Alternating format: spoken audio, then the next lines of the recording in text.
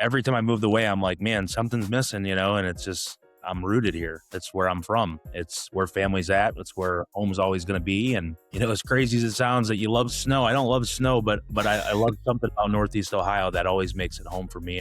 There's just nothing more rewarding than be able to do it in your home, and be able to do it right where you like that at. So it's just an honor to be able to service the community and continue to grow and help other people achieve they're trying to achieve in their life as well by Premier being a vehicle of that.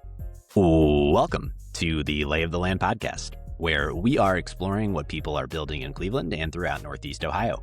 I am your host, Jeffrey Stern, and today I had the real pleasure of speaking with Noah Jackson and AJ Wadian, the co-founders of Premier Home Pros, the nation's fastest growing bathroom remodeling company. Launched in December 2022 with just $65,000 of their own capital and a decision made around a dinner table, Premier Home Pros has scaled from zero to more than $150 million in annual gross sales in just 3 years, surpassing $100 million in sales in under 24 months, all without raising a single dollar of outside capital. Headquartered in Canton, Ohio, Premier now operates across 14 states and continues to expand at a pace that very few companies in any industry achieve. In our conversation, Noah and AJ walk through the entire evolution of the business, from doing over $500,000 in sales in their first month, and the relentless execution required to turn that early momentum into a scalable multi-state operation.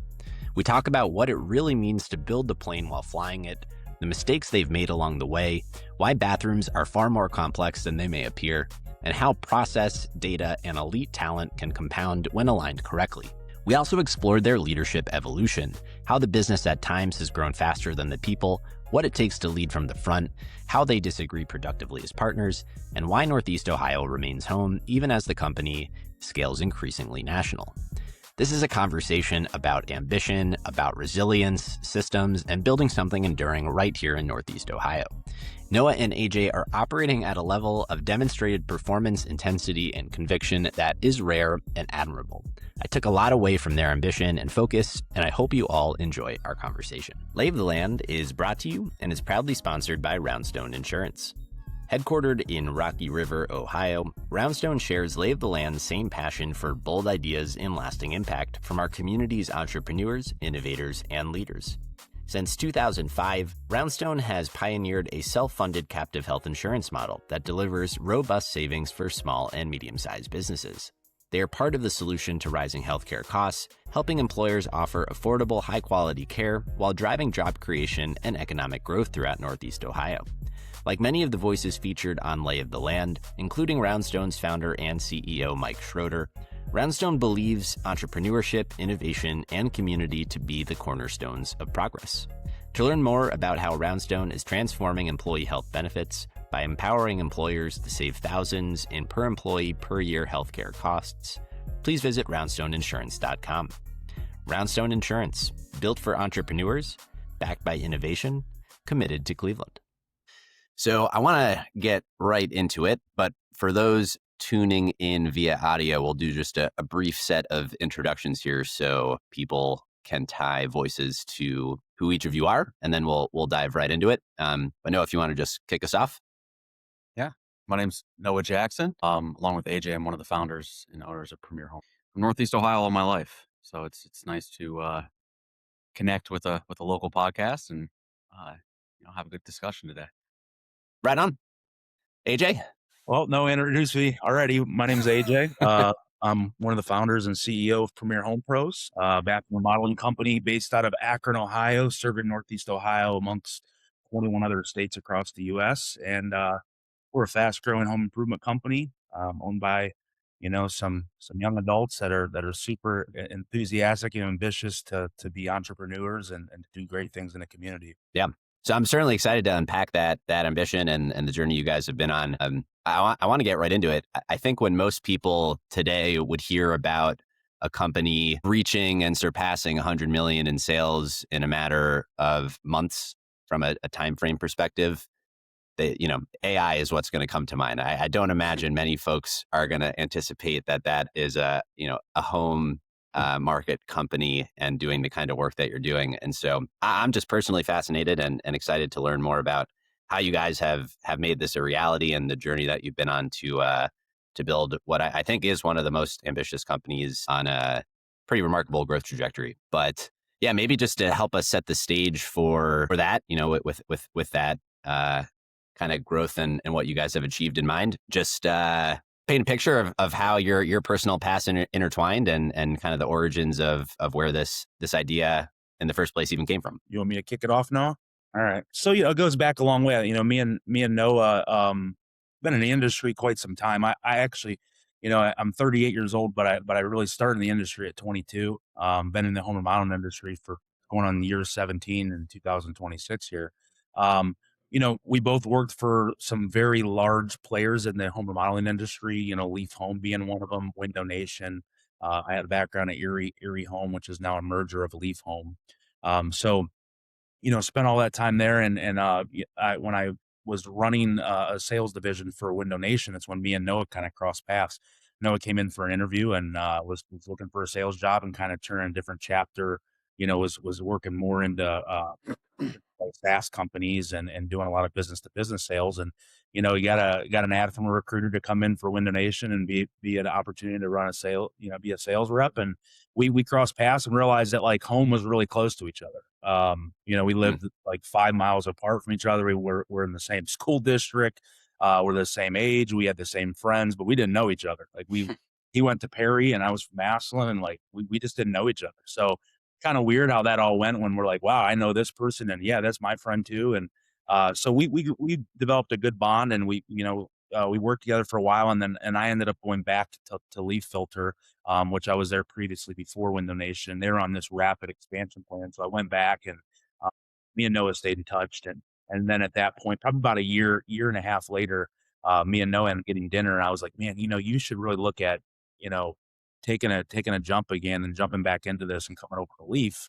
And that conversation was pretty lengthy, but the decision was quick. It was like, yep, I'll move to Philadelphia. I'll move my family. I'll uproot my new baby, and we're gonna travel 7 hours away and during COVID, and I'm gonna move there. And that paid fruits to labor. He ended up having an opportunity to be a manager and grow in the organization, and we did very, very well there. But as time kind of resonated and it went on, and we just got to the point where we were like, man, like Northeast Ohio is home, family's home.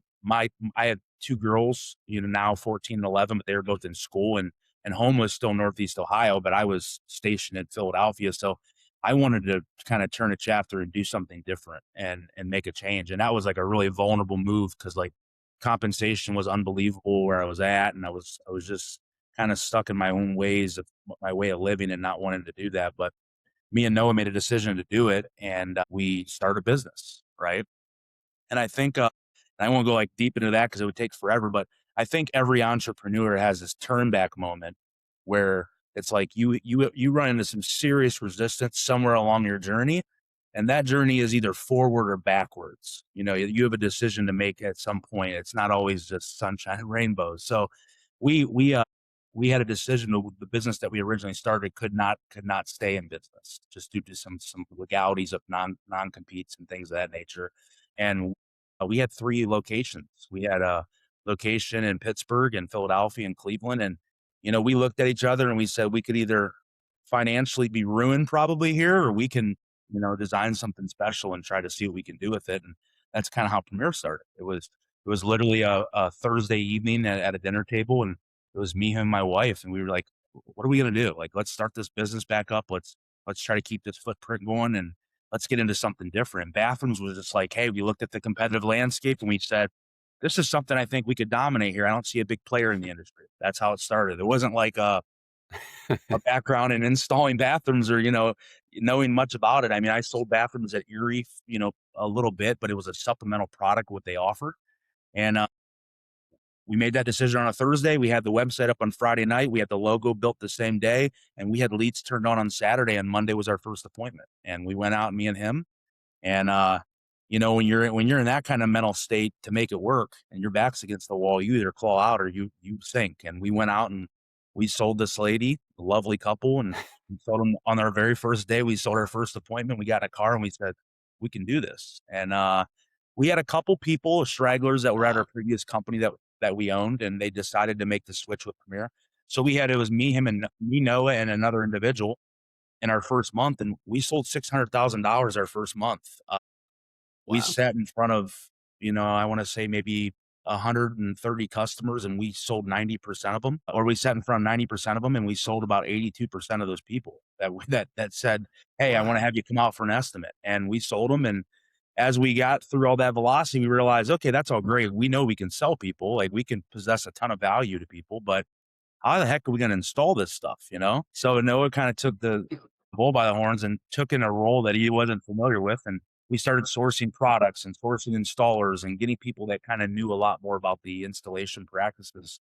And that business just took off. And, we had those locations in 2023. We did $15 million our first year. The remodeling industry does some cool stuff to keep the industry tight knitted and together. And they put out a publication every year. It's called QR 500, right? It's the top 500 remodeling companies in the United States based on revenue. Yeah. And we made the list. We were the fastest growing home improvement company year one to ever do $15 million. So at the end of that, me and Noah looked at each other and we said, we know we can do big things and we can make some waves in the industry, but we're not marketing people. We're sales and operation background, and we really need a marketing person to take us to the next level and to be able to capture the demand. We brought in our third partner at that point, and it literally fit like a glove. We're all very different in the Venn diagram, but we work very well together intricately. We know how to just kind of blend together and make things work. And that's kind of the magic behind it, is that we're all not afraid to roll the sleeves up and make it happen, no matter what position that requires to be. So in 2024, we put gas on the business, and we went from 15 to 86 million. We opened 6 more locations.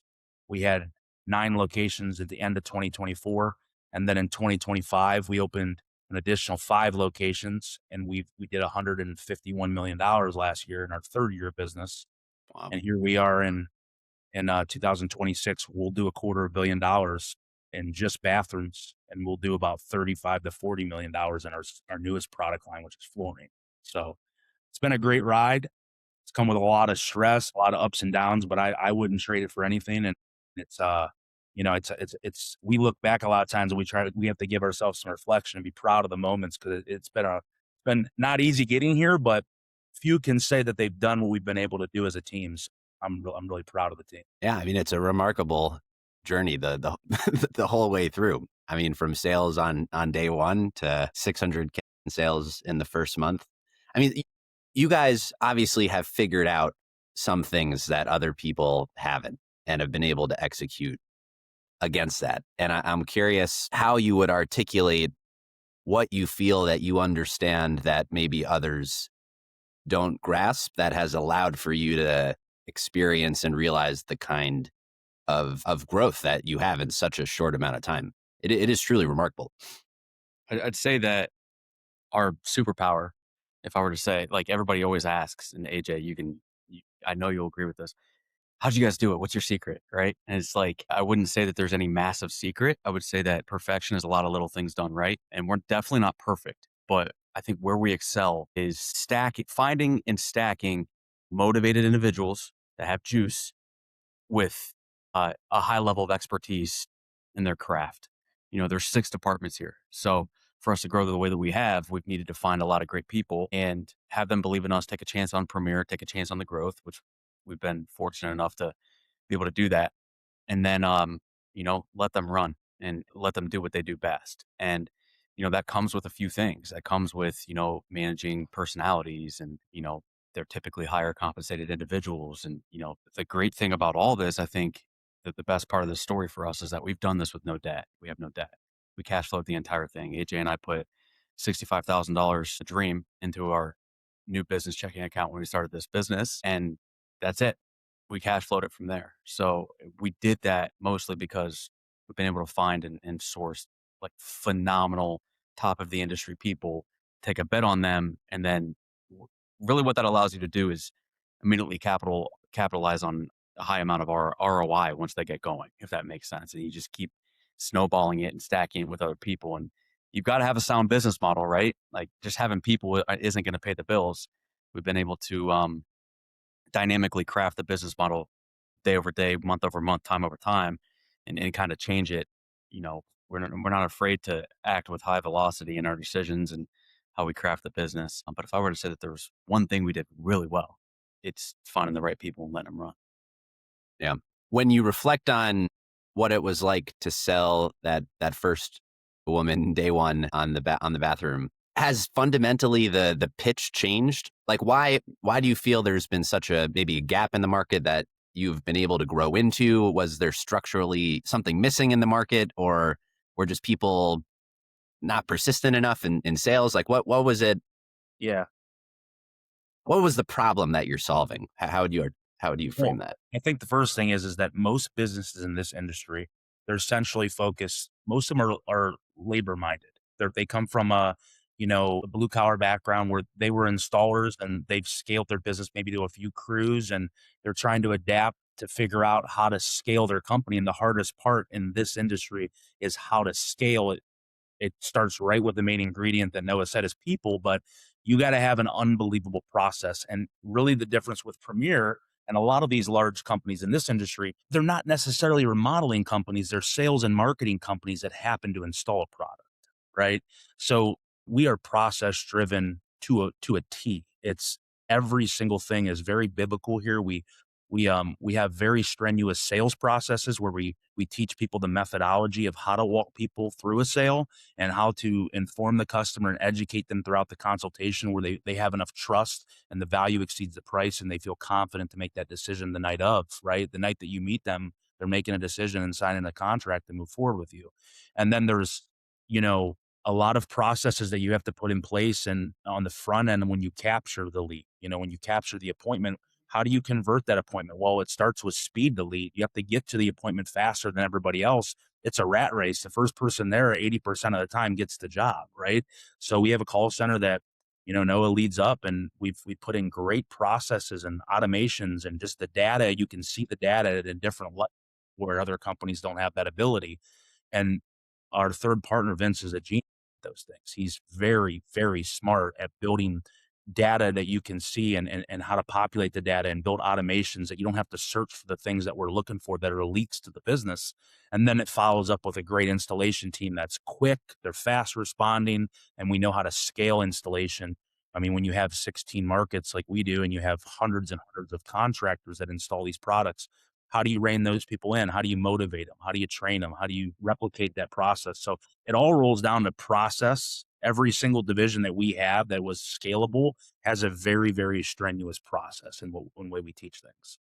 But I would say that that's, the process thing and all that, you literally are only as good as your process, right? Because if you want to like build a company, now we have 15 offices. We just opened Indianapolis on Monday.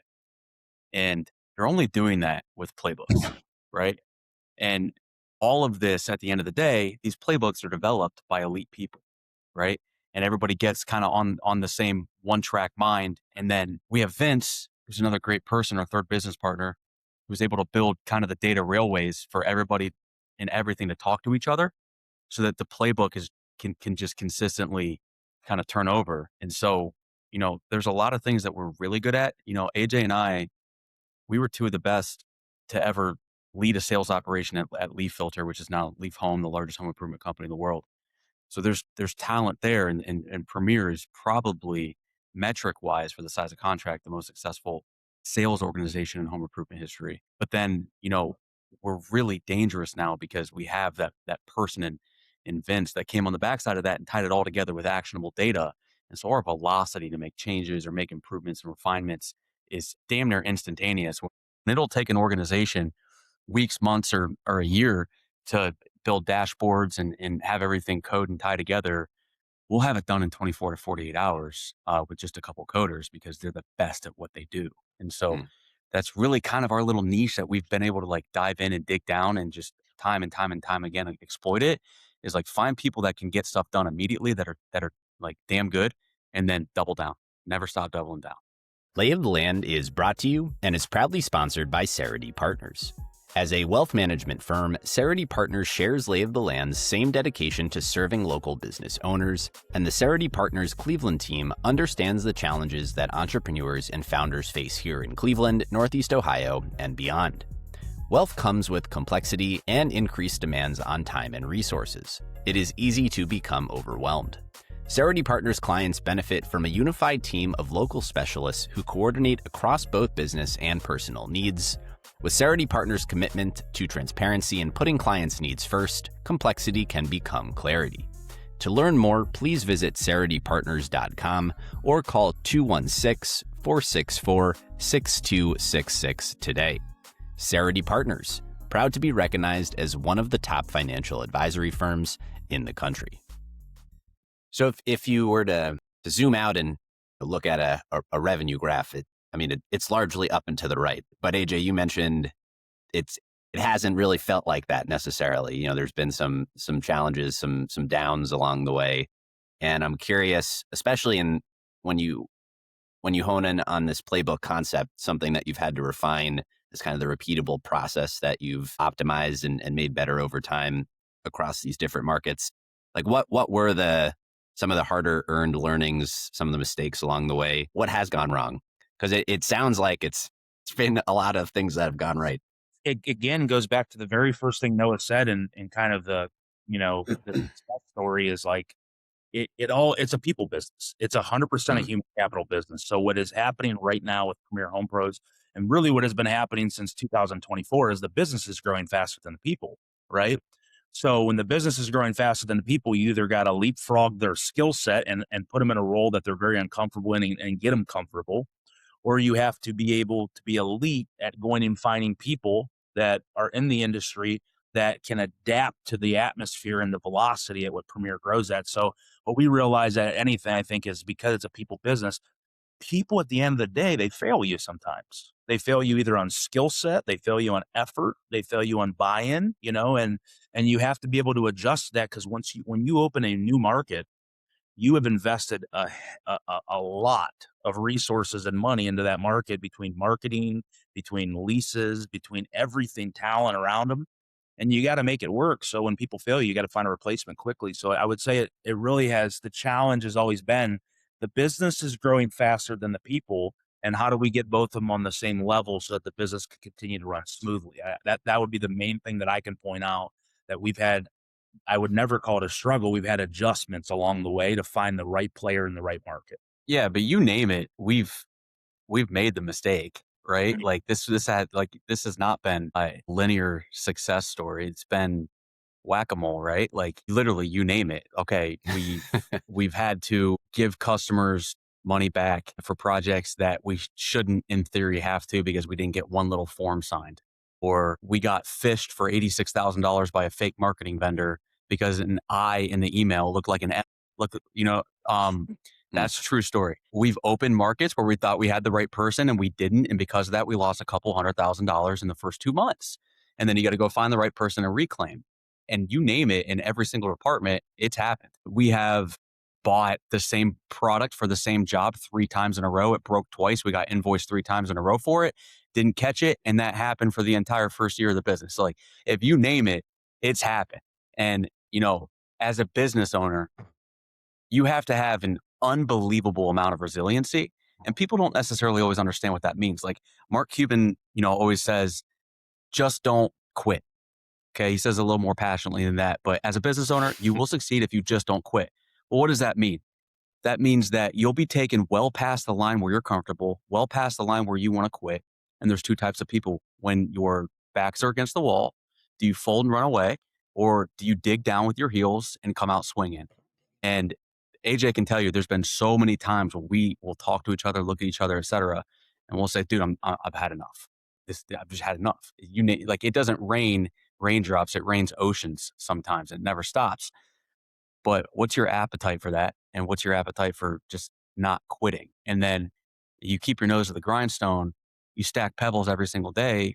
One day you wake up and there's a castle there, and there's little breakthroughs that happen out of nowhere for no reason at all. We messed our marketing model up so bad last October and lost a few $100,000 because of it. And accidentally, it was the greatest thing that ever happened to us, because once we discovered it, it gave us the long-term model on our marketing, and we'll make well over that a million times over moving forward. So it's like, don't quit, because your breakthrough's right on the other side. Yeah. Well, the corollary to the Mark Cuban idea is the reward for good work is more work, and the reward for solving problems is new problems, More props. bigger Yeah. problems, more meaningful right. problems. It never stops. In the framing of the business outgrowing from a velocity standpoint, the growth of people, I'm curious how that's applied to both of you. On this meteoric rise of an organization from, just literally, both of you to a now very large organization. How have you both thought about your own personal evolutions and what it's meant to like upskill yourself to lead this through that journey, and just your reflections on kind of leadership and how that's changed over the last few years, your perspective on it. I think the one thing that has always put us in a position to be able to adjust with the velocity of the business is that we've always been lead from the front leaders, right? I'm still on the sales calls every single Monday, leading the entire company in sales calls. I'm on our regional manager meetings. I don't miss a meeting. I'm still in my mind 5 levels below, and I'm in the weeds with these guys every day. And they know that I would never ask them to do something that I wouldn't do. And by doing that, we get so much buy-in from the company, right? We get so much buy-in when they see 3 active owners involved. They're here at 8 in the morning. They're leaving at 6:30 every single night. They're involved in every division of the business. We make a round every single day to every department. We sit with them. We're involved. We don't really know. There's nothing in the business that we're not privy to outside of field locations and a Jacksonville location that we'll eventually hear about it today or tomorrow, but we may not be presently there. So I think the difference is we're not a managed from the far type of ownership team. We've never been that. We'll probably never be that. We're just, it's infectious. We have a combine of 3 people. The 3 owners have a combined drive that I don't know if another company could match that drive. They might match surrounding skill set around them and find a lot of talented people like us, but the ability to never stop and just go, go, go, go, go. That's how we're chemically made up, and if you have that hard work and that effort, it never equals 0. It always equates to something. And I think that's what has allowed us to adjust as leaders, regardless of scale. We're people leaders. So people get behind good people. They don't necessarily work for the logo on the shirt. They're working for the people. And our people believe in us because we're always leading from the front and we're involved with them every day. Yeah. I if I were to self scout for a second, like something that like as owners that we're really good at, is I think we have an incredible understanding of the business and of the industry, just innately. So we're running something that directly aligns with our highest level of expertise, right? So like we're not out here trying to run dental practices and scale a big model. We'd have no idea what we're doing, right? But we understand this industry like as well as you possibly could. We're always becoming. We always need to learn more, right? But our competency is high level, so that's good. We're in the right spot. One of the things that when AJ and I started this business, it's hard to we've all probably had a dog and walked a dog before, right? And there's like 3 types of dogs. There's a dog that you pull on the leash. There's a dog that pulls you nonstop, and then there's one that just walks with you. There's slack in the leash, and it's an easy walk.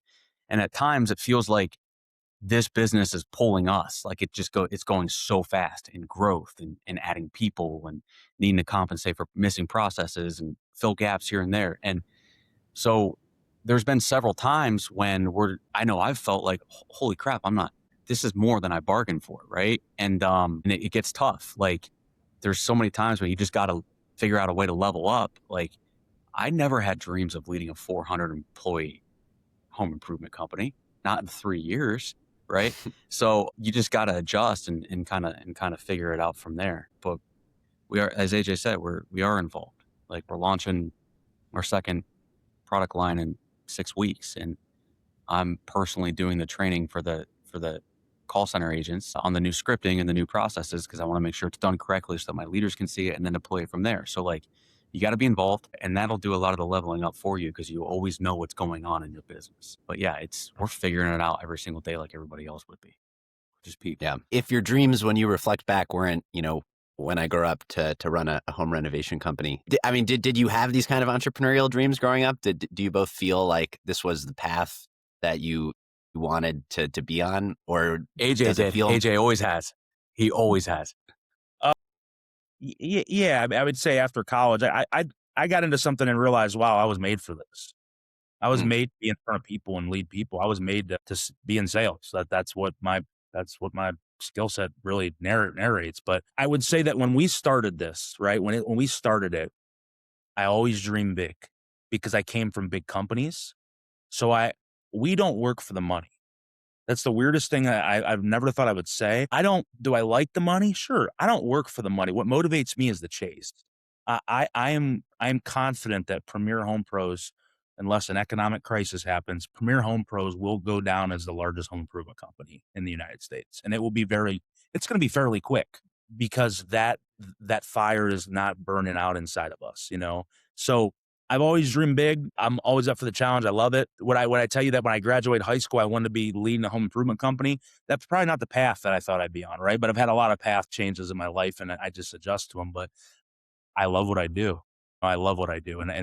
Every day I wake up and I'm motivated to do it. So I know I'm in the right place. I don't know. I don't know how a Noah's response would be. You know, I don't know what Noah's response would be to that. I mean, your background's in finance, right? And it was in finance. And what was your degree in? Business? Business, operations. But yeah, no, listen, I'll be honest with you. I've always had side hustles, always.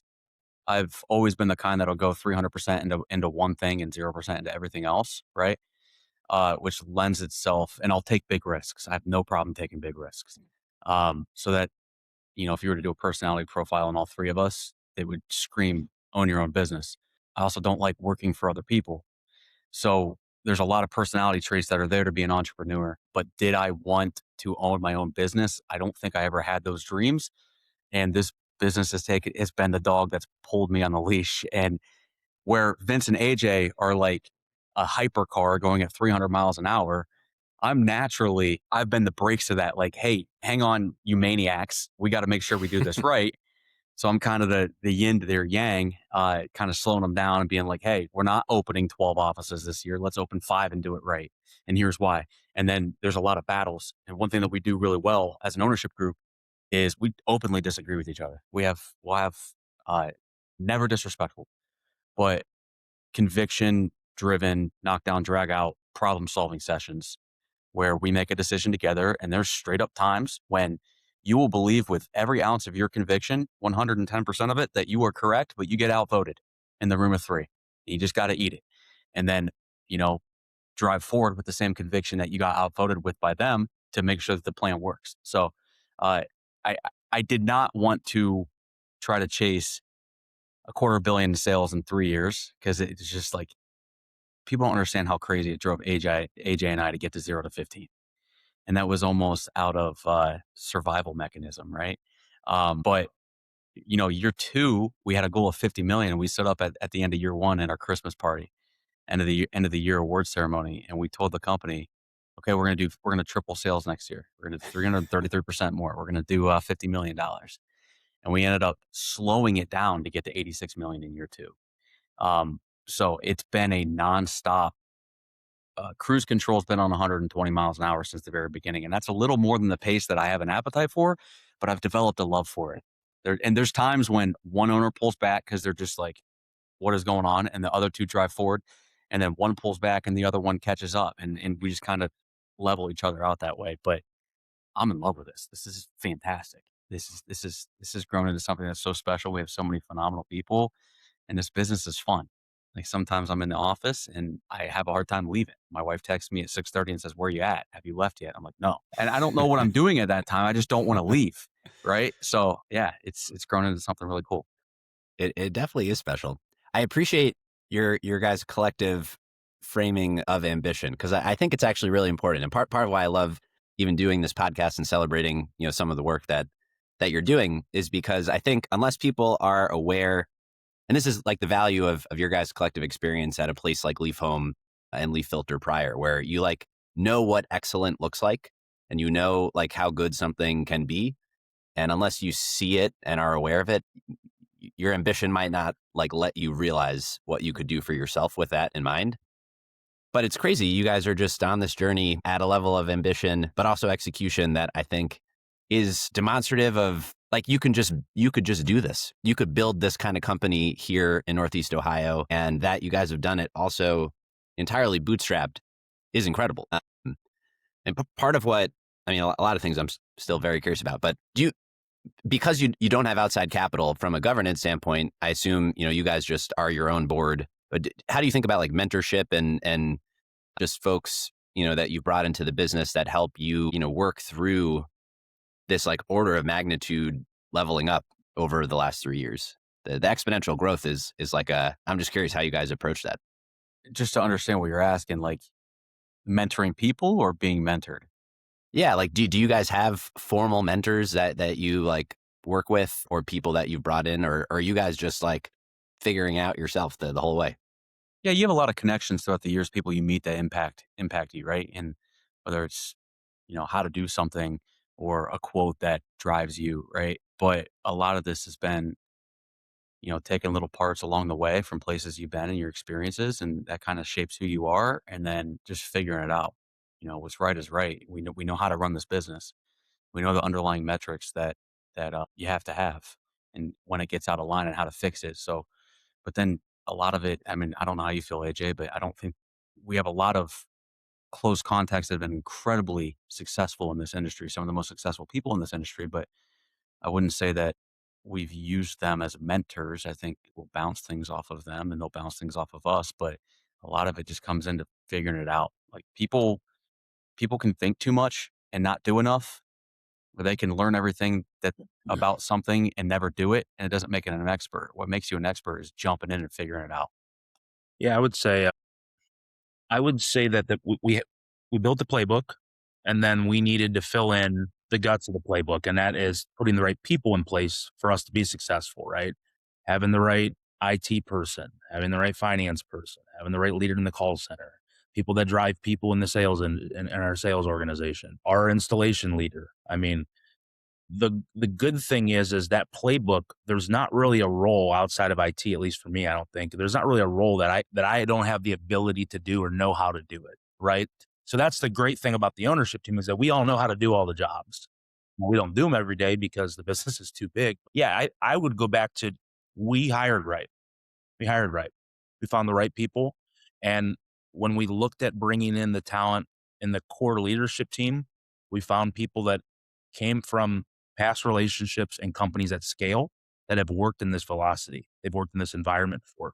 So by doing that, this isn't something new to them. This is just it's a different product and a different company. It's still the the objective is the same. They're used to this. So hiring right is the most important part, and putting those people around you.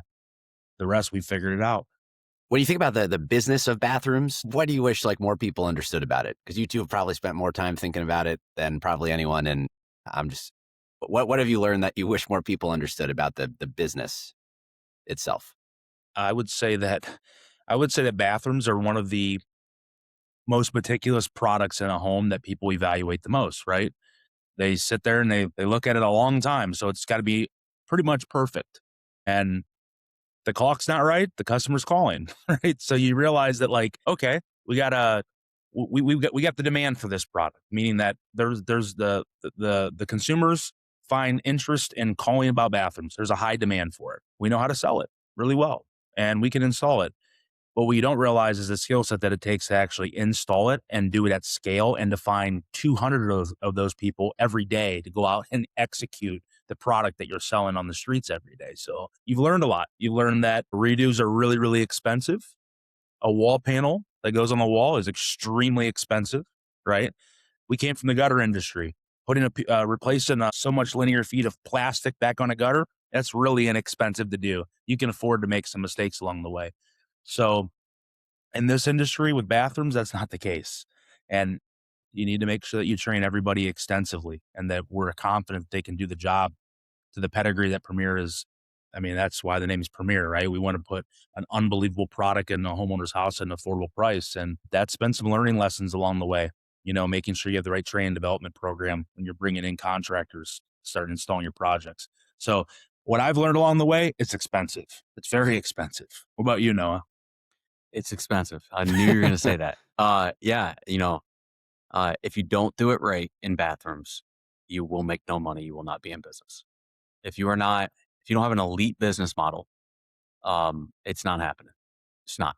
So it's not like, you know, eh, like AJ said, listen, here's the, here's the, here's the fact of the matter. The toilet is right beside the shower most times, and it takes 24 hours for the caulk to cure. So when the customer is using the restroom and they're staring at the brand new shower they can't wait to use tomorrow, they're looking at every meticulous little detail for 15 minutes while they're sitting there on the toilet.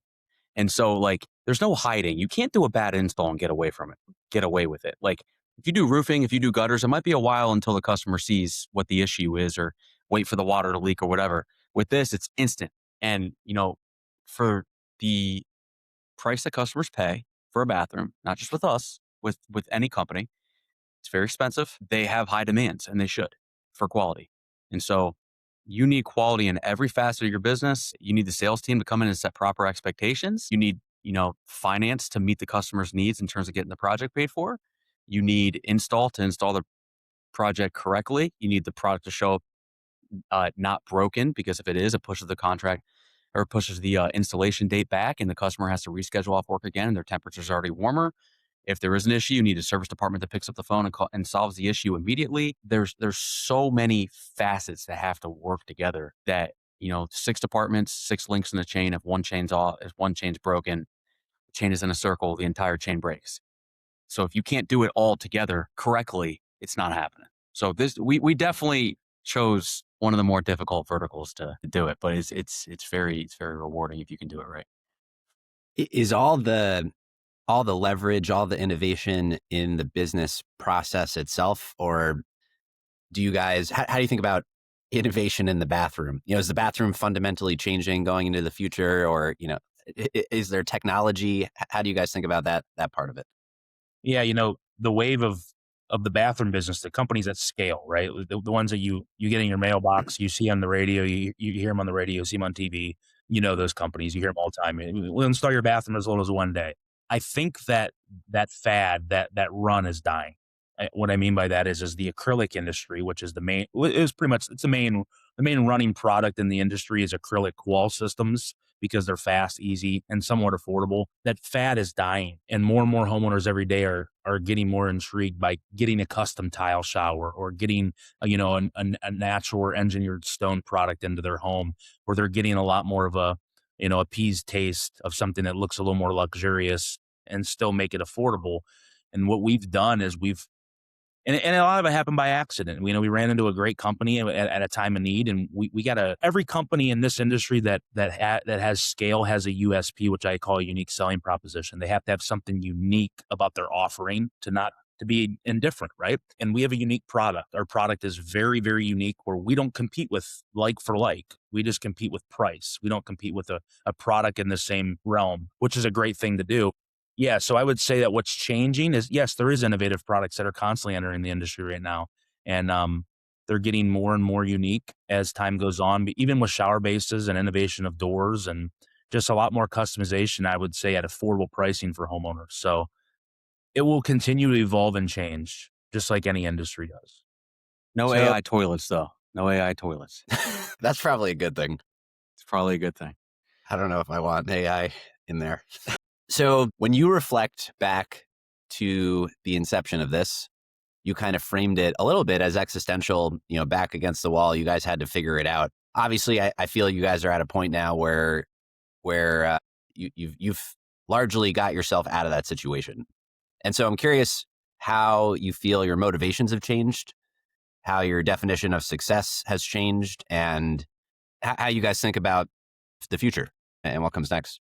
Yeah. I mean, I think for me, the biggest motivation now is don't screw it up, right? There's still a lot of things and initiatives that we need to capitalize on and do correctly. Like, but look, we've built the plane in the air for 3 years, but there's nothing stopping that plane from crashing if we don't fly it right, right? So outside of some geopolitical or socioeconomic black swan event, I would hope that wouldn't happen because we built the model the right way. But it never stops. Like you never stop having to be able to execute. I think now that we have 400 people here, give or take, and several of them we've built relationships with, had relationships with before, or At the end of the day, that's 400 families that we're responsible for executing for to make sure that they can feed their families. So for me, it's keep the train going, right? Like, and one byproduct of this business is that being involved in this for 3 years is I now look at almost to my detriment everything on a long-term view. I almost make like no hasteful decisions with things that I do now. Like we have a bad day or a bad string of a week and it hits the P&L and it looks bad. I look at the overall picture. I go, okay, nothing's broken. We're good. And it's like things don't affect me in that manner anymore, which is good. Uh, and AJ's the exact opposite. So there's a Venn diagram right there. But I think the core of our motivation is, well, I think AJ's is just build, build, build. This guy never wants to stop. He doesn't ever want to stop building. Doesn't ever want to stop building. He's a maniac. For me, it's let's make sure we build the right way so that we're sustainable, so that people can hang their hat on and be in that premiere, and this can be a long runway for everybody. So what does success look like to me? I would say it's still, you got to stack up wins. You win the day, then you win the week, you win the month, you win the quarter, and you win the year, right? That's how you have to look at this business. You got to win every day. You bring your best every single day in every division. You know, on our wall at corporate, it says act. That means always compete today. That's our mantra, right? Like bring your best every single day. I want the best version of you, and you enter the door. Bring your best, and if you consistently, a lot of what Noah says is factual, but you still, in my opinion, for success, you have to focus on winning the day, right? Because that's what momentum is, and then as that momentum happens, people get contagious to that. So keeping that culture high, and what success looks like to me, as a leader, is employee growth. How do we grow? How do we grow careers here? How do we get people to take the next step in their career and do bigger and better things? Whether that means, a new role, whether that means more compensation, whether it means a new vertical, but we want to be able to give, inward growth. And that's a step in a company that it starts to marinate and get seasoned, because early on, like we said, the business is growing faster than the people, and you can't always do that, but you are now getting to the point where you're building a really good bench and people are starting to really understand their roles and they're getting good at them. And now we have opportunities for them. And that's exciting. That's super exciting to see that, you know, 400 today is probably 600 at the end of the year. And we have a new vertical coming on and there's so much more opportunity. And it's just an exciting time when you see a business grow at this velocity and what you can do for people. And that is a really good point. Like 400 can become 600. Well, the landscape on the employment market is this is not a good time to need a job. Not a lot of companies are laying off, and we're exciting. I'm so excited to say that we're one of the companies that are hiring like crazy right now. Yeah. We will continue. We have a 5-year plan to get to $1 billion in yearly sales. I very high chance we do that before 5 years, God willing. And we're going to add a ton of jobs during that time, and it's very exciting. It really is. It is for sure exciting. No, you mentioned like 3 years into this journey, you have a different perspective. The long-term time horizon feels like it comes more naturally, maybe than it did. I'm curious if there are other things that feel more natural or obvious today that seemed kind of foreign when you guys were starting, that you only have from the perspective you have now. For me, it's just like so abundantly clear that you win with people. You win with people. You give them a playbook and you manage them to their success. That's your culture, basically. We knew that from when we started the business. It was like, okay, we want the best people, but this is not the right time for those people. So we got to find people and make it work, right? Literally, the success is finding the right people, putting them in the soil they can grow within. You can hire a great person and not have a good environment for them to work in. They will not work out. So they're not the right candidate for the position. But, if you find the right person, put them in the right soil and let them grow, that's how you grow. It's straight up, that's how you grow. There's parts on the P&L that you got to refine and fix supply chain or fix marketing, like the day-to-day business tasks. But at the end of the day, you're only as good as the collection of your people, like the sum of your parts. So it's more apparent now than ever. It seems like every day it just becomes more cemented. I concur. Amazing. I think we can work to bookend it a little bit. Part of the impetus for this whole thing, AJ, was you mentioned, wanting to bring it home here to Northeast Ohio. And I'm curious for both of you what it's meant to build this here, and just any reflections you have on if that, matters, or if it crosses your mind at all, or just how you guys think about building it here. Every time I've moved a lot in my career. Every time I moved away, I've lived in Atlanta, I've lived in Harrisburg, I've lived in Philly, and every time I moved away, I'm like, man, something's missing, and it's just I'm rooted here. That's where I'm from. It's where family's at. It's where home's always going to be. And as crazy as it sounds that you love snow, I don't love snow, but I love something about Northeast Ohio that always makes it home for me. And it's, if we're gonna do something special and we're gonna service the community and give job opportunities to people. There's no better place to do it than your backyard. And there's still a chip mentality that we got something to prove. And Yeah. it's time. It's not now, but there was a time when the home improvement world wrote us off, right? Like they're like, there's no way these guys are gonna pull themselves out of this hole. Like Yep. there's just no way, and little did they find out that 3 years down the road that the narrative and the press isn't talking about Leaf home at the QR 500s in Vegas anymore. They want to know about the story about Premier and how they did it. And that's a burning desire. And it's so awesome to do it right here and be able to give opportunity to people in this community. I see new faces in our call center every single day, and they're all from local Ohio, right? They're from Akron, Ohio, or Canton or Cleveland. And we just opened a brand new distribution center in Brunswick, and it's opening new job opportunities. There's just nothing more rewarding than be able to do it in your home, and be able to do it right where you like to head at. So it's just an honor to be able to service the community and continue to grow and help other people achieve, what they're trying to achieve in their life as well by Premier being a vehicle of that. Chips on shoulders are his powerful thing. Yeah. One of my favorite investors always says, chips on shoulders puts chips in pockets. I like that. I was at my my son's classmate's birthday party on Saturday, and was talking to a woman that I went to high school with, and I can't remember what exactly how we got there, but she said something like, "Do you like living in the area?" And I was like, "Oh, this is the best place in America by far. Like Northeast Ohio is the best place in America. I've lived in Austin, I've lived in San Diego, I've lived in Scottsdale, I've lived in Philly, I've lived all over the country in some of the best places that people say." And like I always find myself like AJ coming back here. You know, the only bad thing about Northeast Ohio is 5 months a year you have less than desirable weather. Everything else is perfect. School systems, restaurants, sports teams, the type of people that you meet around here, cost of living. I mean, you name it, everything in Ohio is amazing other than the weather. Weather is what it is, right? We have the Buckeyes here too, which is a big thing. And so to be able to do this here is really, really special. And it's not just that we're doing this here. Like we have 15 offices open. I think we service 30 states. So we're doing it in 30 states right now too. So becoming more national, but yeah, it's the root of it all is here. And that's special. I don't know. I love this place. So. It is special. Absolutely.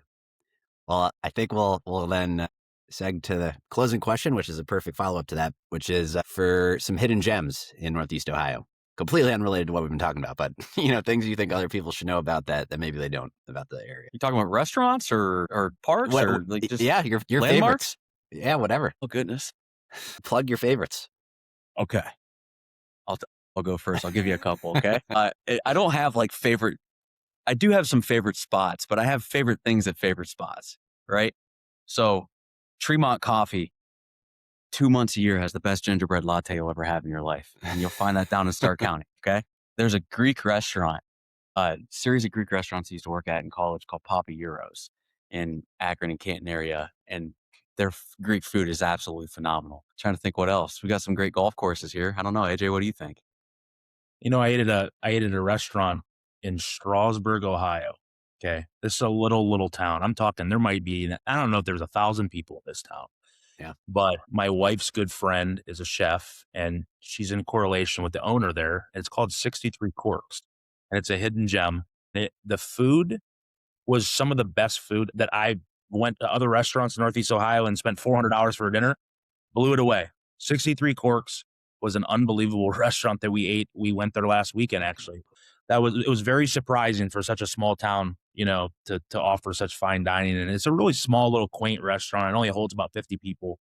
I was blown away by the quality of food there. Yeah, we love golf. I think some of the best golf courses around are in Northeast Ohio. There's some awesome golf courses in Northeast Ohio. Love Marble Room, right? I mean, I think that's a staple. It's a beautiful atmosphere. I love Marble Room. There's a spot right down the road here from our from our business, Diamond Deli. It's a walk in, walk out. What a great place. They've been there for 50 years, I think. Or That's something a gem. That's a That's gem. a gem. Yeah. Yes. Jack's Deli, if you're in east side of Cleveland, Lyndhurst, South Euclid, Beechwood, right on the line, there's a place called Breakfast Diner called Jack's Deli, and they have the absolute best corned beef hash you'll ever have in your life. If you think you don't like corned beef hash, go there, and I'm telling you, you'll love it. It's phenomenal. And then two things that are like really dear to my heart. Compass North Church is, I joined there 3 years ago, non-denominational Christian church, best pastor. I mean, a guy that Ever. every Sunday, I'm fortunate that he's speaking to that crowd because he's so gifted that he belongs to be speaking to thousands of people, which he does as he travels on mission trips. He's unbelievable. Pastor Joe Hunt, unbelievable church on a great mission. And then best high school football in America, Massillon Tigers, Paul Brown Maslin Tigers. Perry. So That's a list right there. That's amazing. So yeah, that's the list. We're me and Noah are very like small circled. We don't do a lot. We're family oriented, faith oriented. We work, we golf, and we spend time with our families, and that's really what we. And Vince as well. We're not going to extravagant vacations much or going to the big cities. Like we're essentially focused on small town, and I enjoy what I do every day, and I enjoy going home to my kids and my wife and laying my head down at night in my house. Like I'm okay with that. I got nightly scheduled 2-hour wrestling matches with my 6 and my 3-year-old boys. That's where a lot of my time goes, and we go pretty hardcore. And my wife yells at us. We're waking the baby up, but yeah, he's right. We're work, faith, family, and golf, and watching some Ohio State Buckeyes football. That's another big one. And then other than that, I can't say there's much more. I got to ask you, where's your gem? I mean, what's your gem? Where's a hidden spot for you would point out?